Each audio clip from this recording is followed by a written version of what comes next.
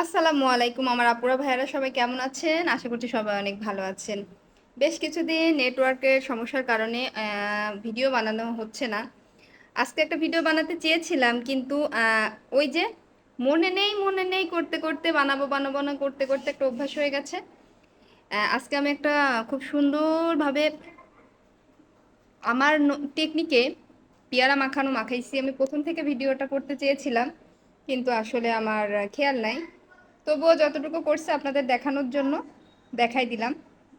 এর মধ্যে আছে হচ্ছে তেঁতুল, কাঁচা মরিচ, পেঁয়াজ, শুকনো মরিচের গুঁড়ো, সরিষার তেল।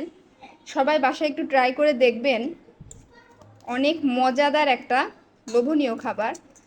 আমি আসলে হাত দিয়ে মাখাইছিলাম তাই হাত দিয়ে দেখাচ্ছি। এই দেখেন প্রত্যেকটা পেয়ারার সঙ্গে কিন্তু এই যে তেঁতুলের এই টকটা লেগে আছে এবং মশলা। আমি একটু খেয়ে দেখি কেমন লাগতেছে।